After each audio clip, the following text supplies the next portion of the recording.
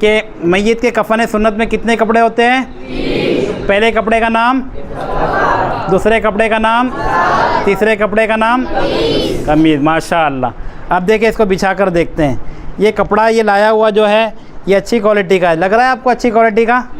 एक कलर भी इसका चमक रहा है और ये माशाअल्लाह इससे भी और अच्छा ले सकते हैं। बल्कि खोलें इसको, तीनों कपड़े अलग अलग करें। अच्छा, सबसे पहला काम ये है कि कफन तैयार कर दिया आपने, ये तैयार करके लाया हमने। यहाँ तैयार करते तो वक्त ज़्यादा लगता था, 3 कपड़े काट के लाए हुए। आप ये समझ लीजिए बड़े साइज़ का कपड़ा लेना है, 8 मीटर लेना है और इसमें 3 कपड़े निकालने हैं। तो ये कपड़े तैयार कर दिए, 3 कपड़े निकाल के तैयार किए। सबसे पहला काम इसको धोनी देना। जिस तरह से पहले हमने तख्ते को धोनी दी थी उसी तरह से ये कफन रख कर इसको धोनी देना है। अगरबत्ती या लोबान जलाए और ये 1 2 3, 1 बार, 3 बार, 5 बार, 7 बार, 9 बार ताक अदद में इसको धोनी देंगे। पहला काम ये हो गया। अगरबत्ती लगा दीजिए कहीं। अब जो है कफन बिछाएंगे। दूसरे नंबर पे क्या करेंगे? कपड़ा कम छोटा साइज हो तो वो मीटर बता दीजिए, कम साइज का हो। अच्छा जी, मैं अर्ज़ कर देता हूँ। ये पहला काम हमने धोनी दे दिए कफन को, ठीक है। दूसरा काम ये देखिए, बीच वाली रस्सी पहले रख देंगे। जहाँ हमने पेट पर बांधना है ना, तो ये पहले रख देंगे। इसकी वजह ये है, अगर ये पहले नहीं रखेंगे तो बाद में फिर मैयत को उठाना पड़ता है। इधर से कोई उठाता है, उधर से कोई उठाता है, तो इसमें मैयत को अज़ियत का अंदेशा है, तकलीफ़ का अंदेशा है। तो पहले ही रख देंगे तो सबके लिए आसानी हो जाएगी। ये रस्सी रख दी हमने। रस्सी रखने के बाद में अब ये कपड़ा बिछाना है। इसको ओपन करें। अच्छा, ये तो बड़ी साइज़ का कपड़ा है। मेरे को पहले लिफाफा दीजिएगा, नीचे वाला बिछाए नहीं, मेरे को मुझे मेरे पास दीजिए।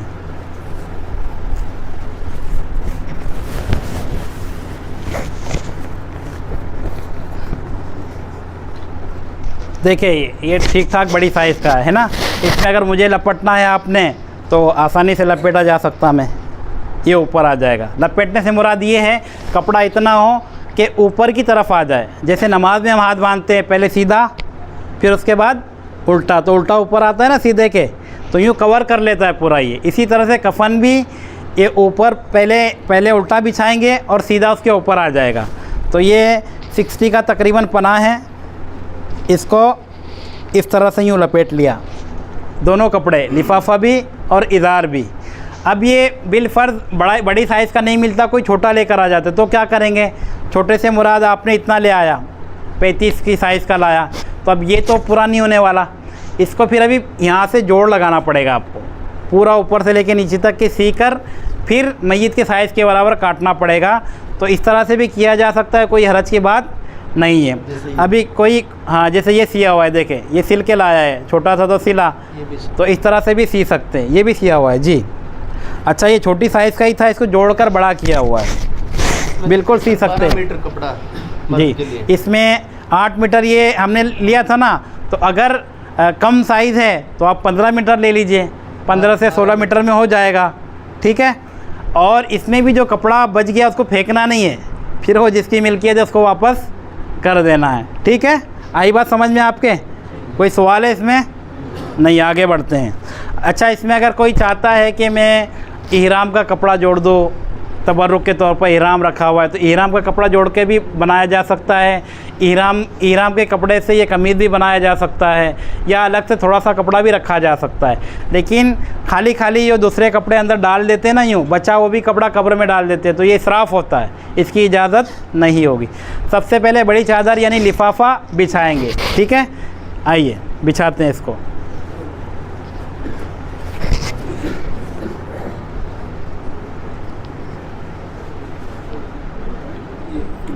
चलेगा उल्टा सीधा, कोई बात।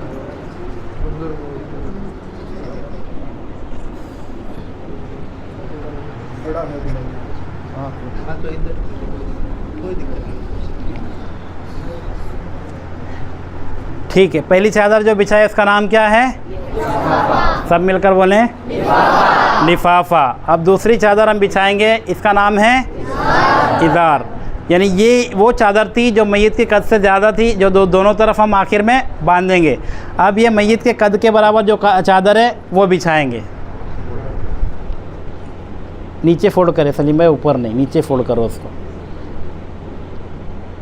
ये भी मतलब बड़ी साइज़ की कट्टी है तो इसको पहले फोल्ड कर देते हम। ये बिल्कुल खटिया के बराबर आनी चाहिए, ऐसा करें। और नीचे लें, नीचे सरकाइए, नीचे, दोनों को बराबर रखते हैं, इसीलिए कट्टी ठीक है। यहाँ रिवाज है इन दोनों को बराबर रखने का, इसीलिए बड़ी चले, ये हो गया ना हुजूर, ये नीचे भी ये साइज हो गई। ये 2 कपड़े हो गए। पहला नीचे कौन सा बिछाया हमने? लिफाफा। दूसरा आप कौन सा कपड़ा बिछाएंगे? कमीज़। तो देखिए कमीज़ बनाने का तरीका अलग है, वो ये बना हुआ है।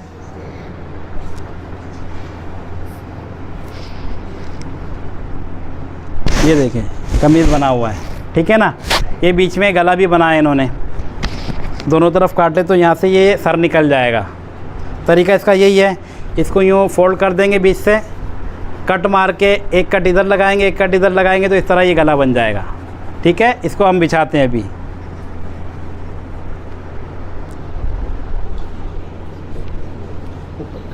ऊपर लीजिए और ऊपर लीजिए, नहीं थोड़ा सा नीचे है, नीचे थोड़ा और नीचे लें, हाँ बस चलेगा कोई। ये इस तरह से रख के इसको अब ये ऊपर वाला जो हिस्सा है ना ये खोल देंगे, लपेट देंगे, क्योंकि ये भी ऊपर से आना है ना। मैयत जो है इसके अंदर आएगी, इसके ऊपर से फिर ये कपड़ा ऊपर की तरफ आएगा। छोटे छोटे बेड, थोड़ा और नीचे लो, थोड़ा और नीचे लो, बस बस बस। तो ये यहाँ तक समझ आया आपके। सबसे पहला काम क्या करेंगे? कफन को धोनी देंगे। क्या करेंगे? धोनी देंगे। उसके बाद रस्सी रखेंगे। क्या रखेंगे? फिर उसके बाद लिफाफा बिछाएंगे। क्या करेंगे? उसके बाद इदार बिछाएंगे। उसके बाद कमीज़ बिछाएंगे। अब जो है मैयत को आपने गुस्ल देकर बदन पोंछ के कपड़ा उड़ाकर रखा हुआ है, मैयत को उठाकर जो है ये इसके ऊपर लाकर रखेंगे। जी थोड़ा सा नीचे और नीचे, हाँ थोड़ा ऊपर आइए, हाँ। तो ये जब इनको गुस्ल दिया था, गुस्ल देने के बाद में कपड़ा हमने उड़ाया हुआ है,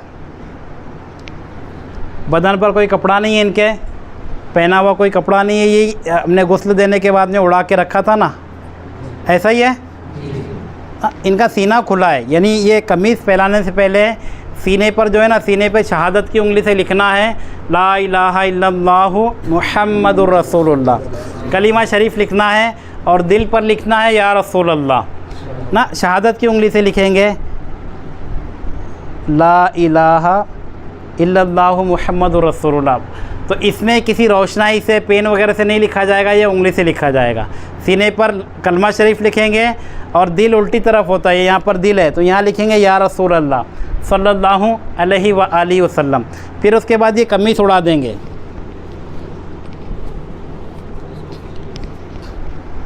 कमीज़ उड़ाने के बाद अब वो जो कपड़ा नीचे उड़ा हुआ था वो पैर की तरफ से खींच के निकाल लेंगे,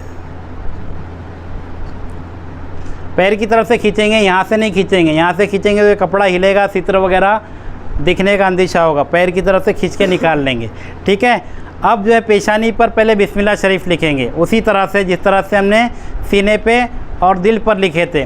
किताब में एक वाक़या लिखा हुआ है, एक शख्स का इंतकाल हुआ तो उसको किसी ने ख्वाब में देखा कि अल्लाह पाक ने तेरे साथ क्या मामला किया, तो कहा कि मेरे इंतकाल के बाद पेशानी पर बिस्मिल्लाह शरीफ लिखी गई और उसी बिस्मिल्लाह शरीफ लिखने की बरकत से अल्लाह पाक ने मेरी बख्शिश फरमा दी। सुभान अल्लाह। तो ये लिखना फ़र्ज़ व वाजिब नहीं है, लेकिन लिखेंगे तो बरकत हासिल होगी, ठीक है ना।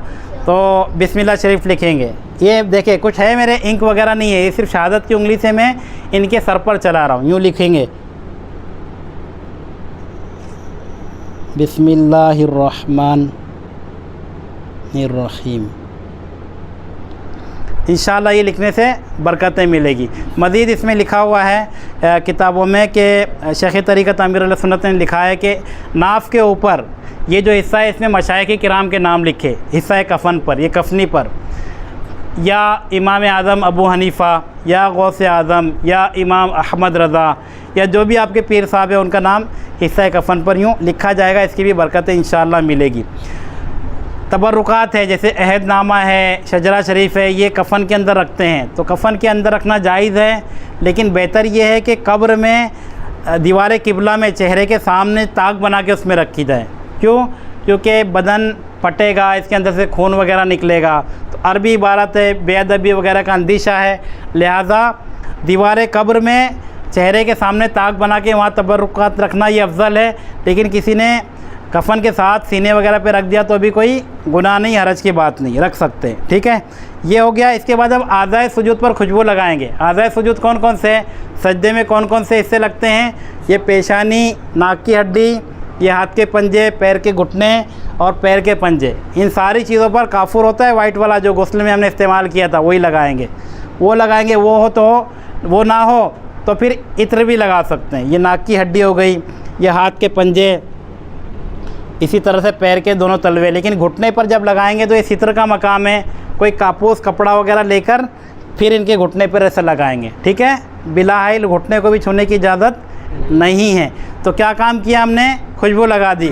फिर हिस्सा कफ़न पर भी खुशबू लगाए, कफनी वगैरह पर। दाढ़ी हो तो दाढ़ी में इत्र लगाए, वरना थोड़ी पर लगाए, और ये कफ़न पर भी इत्र वगैरह लगा दे।